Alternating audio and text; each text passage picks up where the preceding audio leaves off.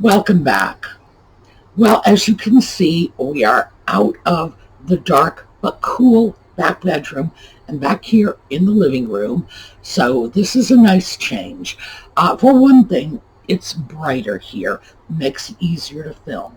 The problem is, in the heat of the summer, it can also be a little difficult too, especially because we have the noise factor with the windows open, and you know what the traffic noises are around here.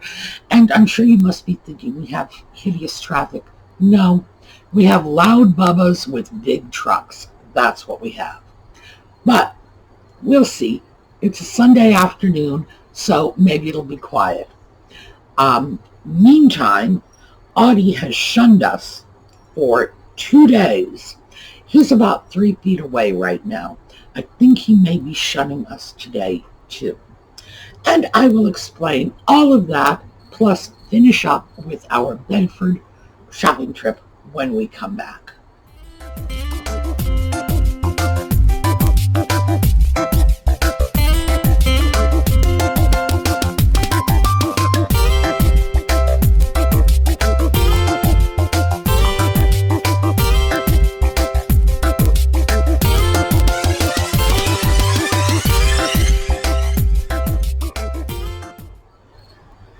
So, Audi should be very happy because he got company today. And he was so thrilled, he was literally rolling somersaults. He was just tumbling all over the place. He was like, oh, it's my Auntie Heidi, come and pat my belly. And he was just thrilled because his Auntie Heidi is a cat woman. She has many, many cats of her own. I'm not sure Audie's clear about that concept, but what he is clear about is she loves cats. So she was petting him. He was thrilled. But then she had to go. And he hasn't yet forgiven me for that. He was screaming when she left. So who knows? Maybe he'll get over it. He knows what's going on. He's sitting right here staring at me. And we'll see if he decides he wants to make an appearance. He probably will when he thinks I have suffered enough. Who knows? So, away from the cat and onto the Bedford. Well, we're picking up where we left off, and we're going to start with a creamer and sugar. This is a Japan set, and I've had my eye on it for a long time, but it was pricey. But I got it anyway. So here you go. I have been admiring this cream and sugar set for quite some time. It's beautiful, it's Japanese, it's mid-century, and I mean, it's really terrific mid-century too. And at $18, I thought it was just a little too high. You know, sort of hard to turn a profit on something like that. Could be hard to even, break even on it. But I finally decided to give in because it really is beautiful. And if I have to hold it forever to find the right buyer, it's probably going to be worth it. Yes, I thought that was just a gorgeous set. The colors were very, very appealing. Even though I look at this, and this is not a mid-century color combination. This is, in fact, an Art Deco color combination. Those are the Art Deco jazz colors. When I put that on the counter, and I had it next to a set of orange and blue Art Deco salt and pepper shakers, I was thinking, ooh, yeah, you can see. That's where the color combination comes from. But we've talked about this before. There is a tremendous sympathy between Art Deco and mid-century modern. Some of the same images, some of the same styles, even some of the same colors. And we're going to talk about that toward the end of this video for different reasons. But yes, I broke down and got it. Yes, it was expensive, and frankly, it may end up staying with me because by putting that much money into a piece, I am virtually guaranteeing that I will not be able to sell it for anything less than $30, including the shipping. It's almost a no-brainer that that's what it's going to go for. Is somebody willing to pay $30 for sugar and creamer? Who knows? It may end up just staying with me, but I have to say, I won't be overwhelmingly disappointed if that happens because it's a gorgeous set. So, hey, finally it is out of Bedford and in my home, and that's the way it should be. Next up is a couple of interesting pieces. This booth, let me see, 2 weeks ago, I was in there and got a little gold vase about this big, and some of you may remember the Lefton Paisley, the little tiny blue paisley, cream and sugar on a tray. It was just so tiny, so cute. This is the same booth where I got those pieces. So let's take a look. Well, let me show you this booth. Here we go. Interesting. A lot of jewelry. I am often able to pick up some very cute small here. Just little tiny items, vases, whatever. Nice selection. Oh, and just back up there, 20% off. This, if you will recall, I purchased an identical powder dish, not from this booth. Well, almost identical. The powder dish I purchased had a blue lid. This one is not painted. This is gold. So, oh yes, $6. It is so coming home with me. And this is a salt and pepper set for $3. And one of my frequent Etsy buyers collects teapots. And these are just beautiful little brown Bettys. So, we'll have to see if she's interested. And believe me, if she's not, someone else is sure to be, because they are precious. And that brown Betty teapot style is popular all around the world. Well, the salt and pepper shakers are so inexpensive that of course they are going to sell. No question about it. They are little tiny brown Betty teapots, and people love those. Those are just brown Betty teapots. The full-size teapots are very collectible, and they can go for a lot of money. So I think the little tiny salt and pepper shakers are probably going to find their way into a home where there is already a brown Betty teapot. And it wouldn't surprise me in the least. The powder dish, if you will recall, I had another powder dish like that, Art Deco blue lid, that I had also gotten at Bedford, a different shop. This one has the gold lid, which I guess is just the same lid, only not enameled, because the blue enameling on the other powder dish, that was, it was enamel, baked on paint, basically. This one is just gold. Who knows? Gold, blue, I would imagine that's just a personal preference. But yeah, I don't think there's going to be any difficulty seeing that one sell. Nice piece. Good price. So I'm starting to really like that little booth. I don't know. I'm seeing some buys there. I'm seeing some interesting stuff there.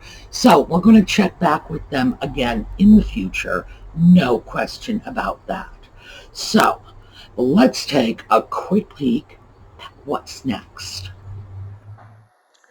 So I'm wondering if anybody can guess what this is. I'll give you a minute.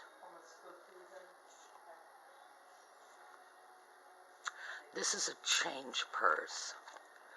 See if I can open it with one hand. There you go.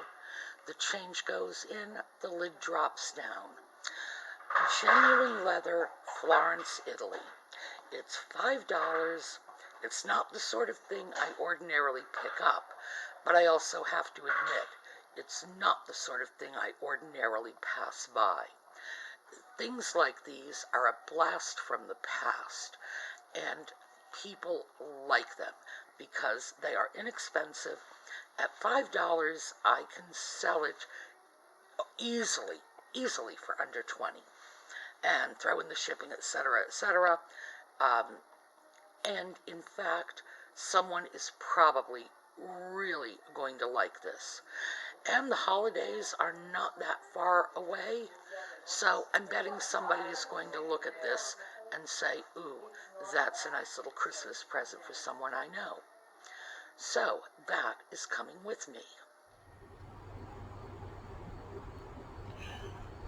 So, remember the little celluloid change holder where you pushed the little coins into the little slot and then slid them out? Sort of like some variation of the old-fashioned bus driver's change machine. Well, I was reminded of that when I saw this little leather change purse. Just so pretty, really good condition.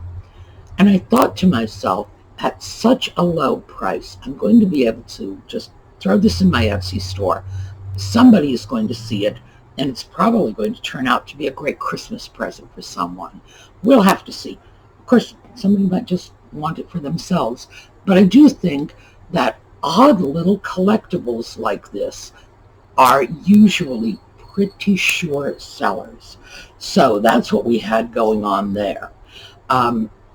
Was it Florentine leather? Very, very nice. And I don't know. Today I would say that is a woman's item. In the past, that would have been either for a man or a woman. Men kept little change purses like that because, remember, we often had coin dollars, and they didn't want, their pants pockets tumbling with coins, wearing holes, etc. So men very often use them. I would say today that's more likely to become a lady's item, though. But we'll see. Certainly the crest on the front was much more masculine than feminine. But as I say, we'll see. We'll see who ends up getting it. Well, next up, we have something that I did not buy. I just wanted to show it to you. So this is Royal Albert china. Well, this is something we should probably talk about. This china is Royal Albert from the Old Country Roses line. Now let me show you this piece. This is the classic Old Country Roses pattern. This was, in the 1960s, the most common china pattern sold in the United States. So what does this mean? This means that a piece like this platter, for example, is $22. Is it? $22.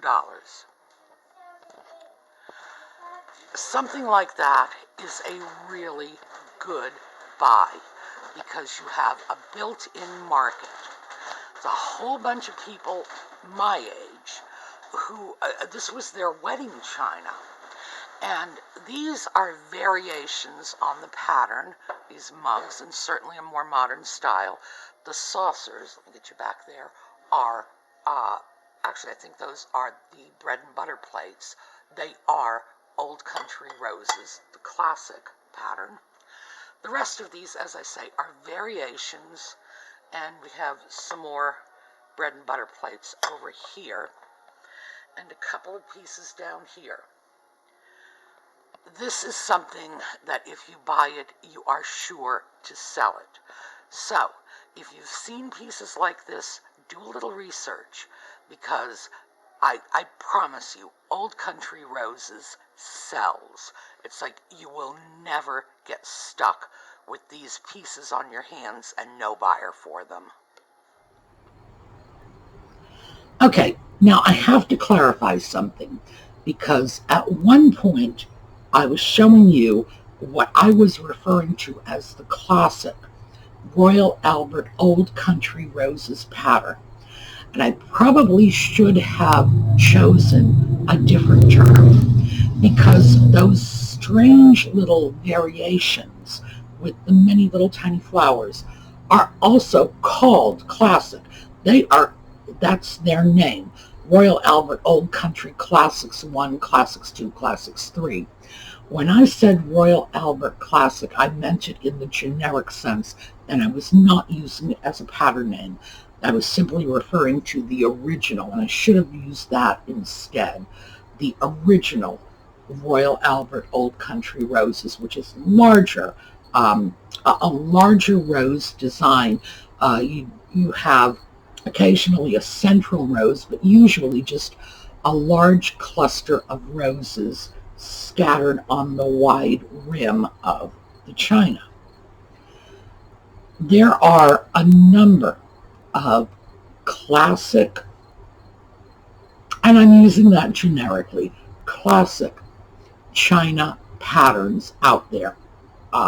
They have been on the market for a long time. You can still get them today from the manufacturers because they're very popular. If you see a china pattern like this, and it takes some time to research them, remember, they are almost always good buys because you have a built-in market. And in the case of Royal Albert Old Country Roses, the fact that it was the most popular U.S.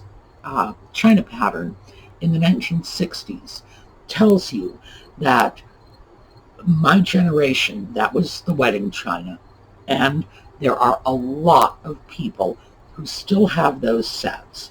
And when you are dealing with people who are now grandparents, very often they are looking to expand their sets, not just to accommodate their kids, but to accommodate the kids' spouses and the grandchildren and so on for Thanksgiving and Christmas dinner. They're looking for service pieces, and very often they are looking to replace missing cups or salad plates or whatever, so they can think about the future when they will be passing the set on to children, grandchildren, and they will want it intact.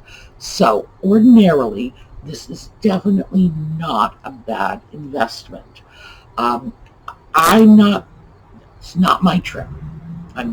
What can I say? I would not have gotten those pieces for resale myself because I do not deal in modern china, and this is modern china. If I did, I would not pass it up. So let's take a look at what we have coming next. Yes. After I saw the Royal Albert booth, I went to one of the booths in the far back corner, and this is opposite of the area where that little booth with the old overpriced Chinese porcelain is, the other side. And there are a couple of little booths back there, sort of off the beaten path. And I went in there, and we have an opportunity to look at a couple of things. So let's start off with the things that I was buying. Well, I've crawled into the back area of the first floor of Bedford, and I found a couple of very interesting items. One is this salt and pepper shaker. It's that classic Noritake style. Remember, we've got our lake, our little outcropping of land, our little shack, and here, instead of a tree, we've got a windmill. I've handled a lot of those before in my Etsy shop, and they will sell. And at $5, I don't make a lot of money on them, but what I do is I turn a lot of them. And this piece also is coming with me. Very pretty sort of, I'm not even sure. There we go. This is right side up. Very pretty floral design, hand painted, a little footed trinket tray.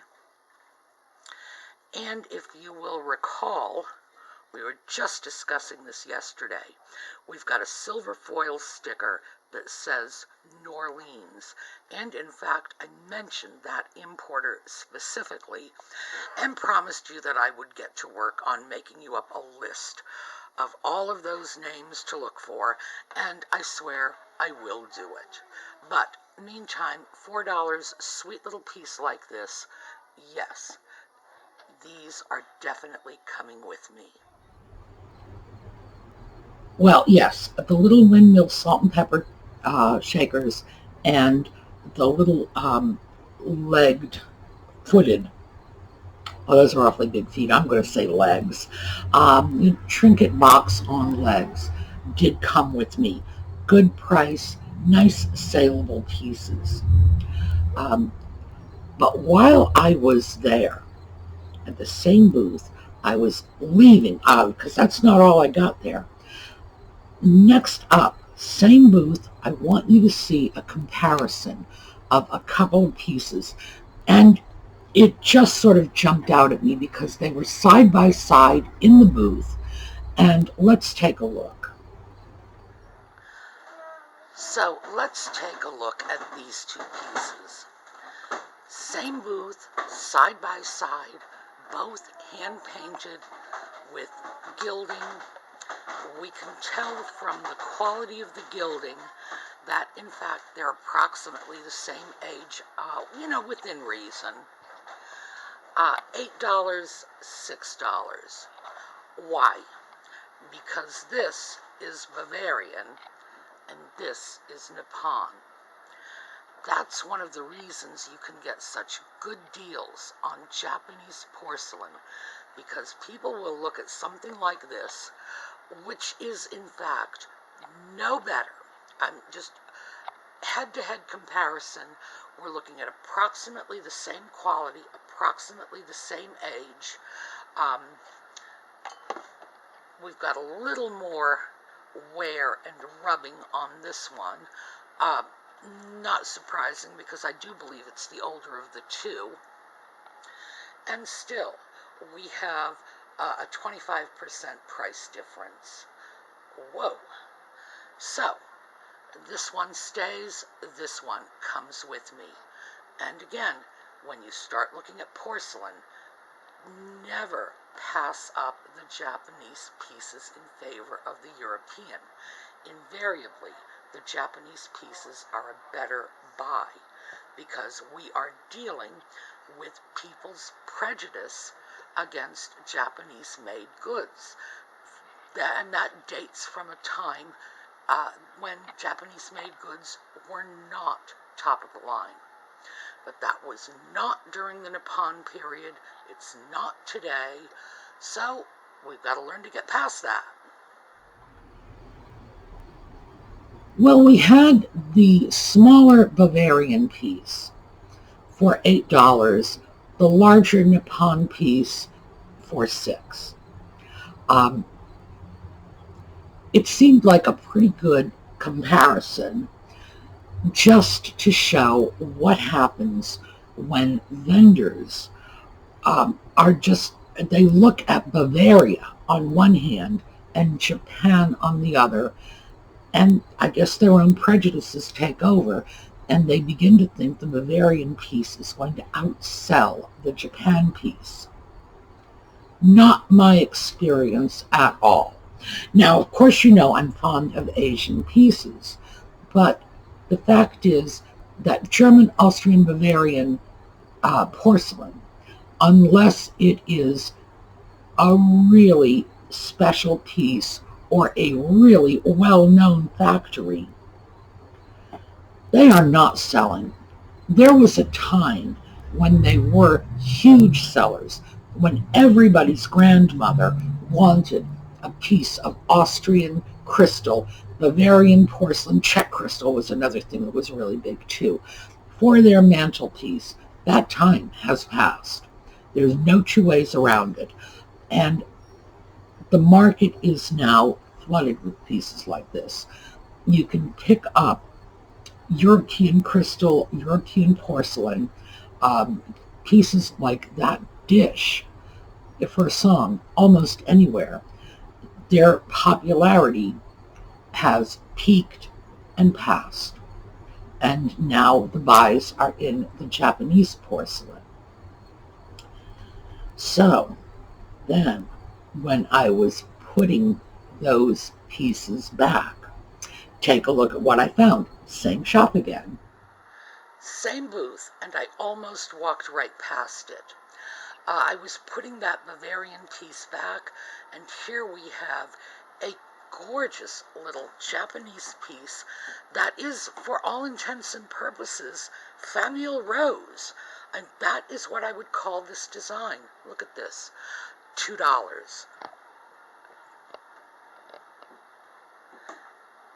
So, in case you're wondering if it's coming with me, and I'm sure you're not, yes, it is indeed. Well, that was a great little Japanese piece in the famille rose style. Now, it's interesting because it was not a made in Japan, decorated in Hong Kong famille rose piece. No question that the design is the famille rose style. Very interesting piece. Very, very pretty. And just hiding there in the bottom of the booth. Ooh, score. Comes home with me. The next piece, and this is interesting. I've seen this piece for months.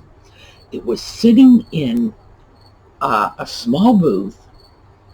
It's just a totally gorgeous Nippon sugar bowl. No price. The tag, I would see the tag every time, and it would say free with sale of Nippon teapot. There's no Nippon teapot. I looked through the entire booth. No teapot. Go back in, tag still there. It's like, am I missing something? Because, it's easy for me to miss things. Look again. No teapot. Finally, I just had it. I said, there's no teapot. We're going to see what the vendor will take for this sugar bowl. I brought it up, and to my surprise, let's take a look. Well, I've had my eye on this gorgeous little Nippon sugar bowl. Actually, it's not all that little. For a sugar bowl, it's pretty large for a long time, but it had a tag on it that said, free with the purchase of teapot, and I could never find the teapot. So eventually I just said, ooh, let's see if they'll just sell the sugar bowl. Well, let me get this string out of the way. Oh, take a look. This was $2. Is that a deal or what? And this is just a frivolous little item that is coming home with me. It's a whisk broom with a celluloid handle. You can tell from the phone number how old it is, because back then you had your exchange, you had the first digit, and then your additional 4 digits, which I remember from my childhood, but frankly, by the time I was a teenager, that was being discontinued. So, $4, just a nice... So, $2. I was just so excited. Such a beautiful piece. And that really is, I hope the camera showed how beautiful it was in person. It's just gorgeous. Now, I do have to say, and I have to apologize for this, from my angle, when I was filming that whisk broom, it looked like I had the impression, the imprint on the handle in the viewfinder. Turns out I did not, and so my apologies for that. That little whisk broom is just something I grabbed Who knows? Maybe it will stay with me. Maybe it will go for resale. You can never have too many whisk brooms. But I can assure you that a brand new whisk broom with a nice cream celluloid handle is something I won't have any trouble getting rid of. And it certainly won't break my heart if I end up having to keep it. So, up next, upstairs, and we went through some of Paul's booths, which are, my goodness, you have to be a little spider monkey to get in there sometime. But I found some really nice things. Not a lot because, frankly, it's warm up there this time of year. So I scooted down very quickly. But let's take a look at what I did find. We are up on the second floor of Bedford, and we have already come across a couple of little pieces here. Another of these footed trinket dishes. Again, New Orleans. As I said, they were a very popular importer. And this piece, which is a divided serving tray, Nippon, just beautiful. And each one is $3.50. The second floor tends to be a mixed bag, but whenever I start going through Paul's booths, and both of these are from Paul's booths, whenever I start going through there, I always find something. I don't think I have ever left one of his booths without something coming home with me. So it was another little trinket box with the legs. As you can see, since I easily grabbed two of them the same day, both from the same importer, these were common items, and they are easy sales. At least in my Etsy shop, people like them. They're extremely handy. They hold small amounts of jewelry, and I don't know. I think a lot of people like the fact that they're high up off a counter. And makes your jewelry a little bit safer. It's not right on a counter where it can get knocked off. But they're really, really pretty pieces. They were designed to be ladies' dresser pieces. So, easy sale. That divided serving dish, and I'm assuming it's sort of a divided relish dish. Very lovely Nippon piece, really nice condition. So again, I was very pleased with that. Each one was, I believe I said $3.50. They were the same price. Paul has a tendency to do that, just put the same price on things. So, and sometimes I will complain about that when I see that in a shop. It's like, my goodness, are you even thinking about the price? I don't usually complain when it's Paul's because I like the fact that I can buy all these goodies for $3.50, so why would I complain? The final items, very interesting. The first is a book, and take a look at the book and also the plate. I think they're pretty much self-explanatory, but take a peek. Well, I am down from the second floor because even though I brought an even bigger fan with me this time, I am still just dripping. So, this is for me. I had this book when I was a child, and I have actually been looking for it for many years, and here it is, $5. Yes, it is overpriced for what it is, but it's mine, so I don't care. Frankly, to get the book, I would have paid more than that. And this is a beautiful Famille Rose bowl, and it's clad in something that doesn't quite look pewter to me. So it's marked hand-painted Hong Kong. Now, we already know when they say decorated in Hong Kong, it's made in Japan. This is gorgeous. And the last bowl that I got like this, it was that little green ashtray, if you'll recall, that became Audi's food dish. So who knows, maybe Audi is in for a water dish too. We'll see. However, at $3.99, yes, I can justify using this to feed the cat.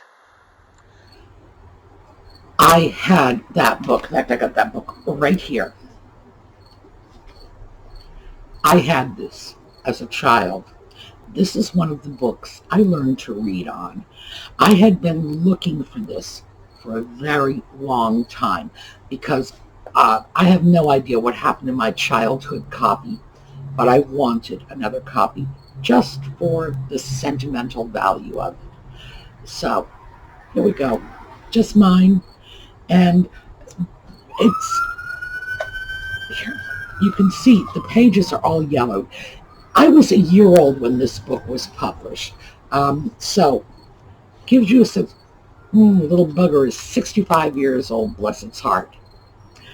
And it smells it too. But I am glad to have it. And although I thought for what it is, it was overpriced at $5. But I wanted it, so I was willing to pay it. And as I said, I might have paid more if I had to get it. The Famille Rose Bowl, however, is just gorgeous. That is a beautiful, beautiful piece. It had that same cladding. Now, I'm expecting that, because I'm going to do some research on that piece, I'm expecting it to turn out to be a little newer than the last one. Usually, the closer it is to pewter, in other words, the more lead you find in the cladding, the older it is.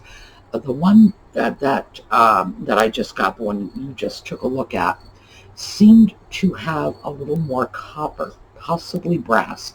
I don't know. Metal is something that I'm not really very good with, but I can usually obviously tell the difference between a brassy metal and a leady metal. So I'm thinking this piece is a little newer. Hardly matters. Gorgeous, gorgeous piece.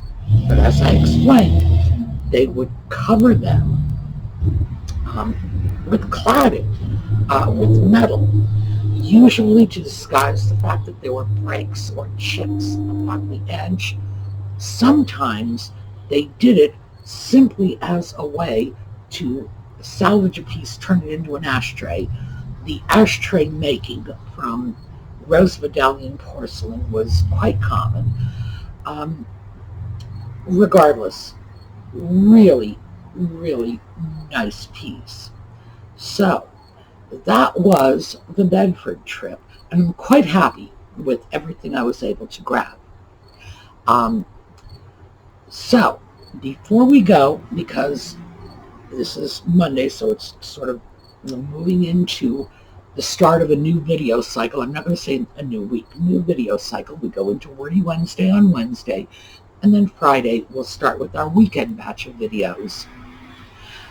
One of the things I would like to do for you is to start to explore how to look up difficult to find items. I'm thinking as a buyer, in other words, if you are, like me, a steampunk collector, where do you find steampunk goodies?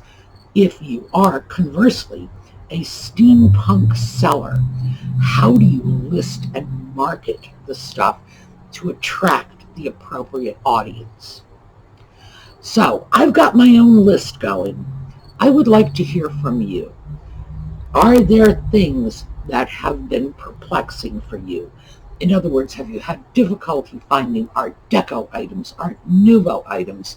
Do you go into an eBay category and you're writing in mid-century modern and you're looking at stuff coming up saying, geez, that's not even 20th century, who thought it was mid-century modern?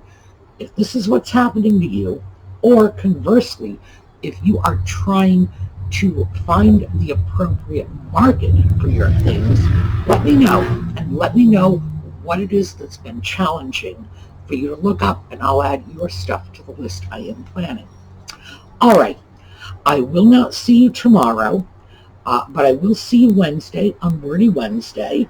So before we go, of course, we are going to have our happy little minute of gorgeous sunsets so that we can just sort of calm down, ground ourselves, and get on with our lives. I will see you all on Wednesday. Have a great couple of days. Done.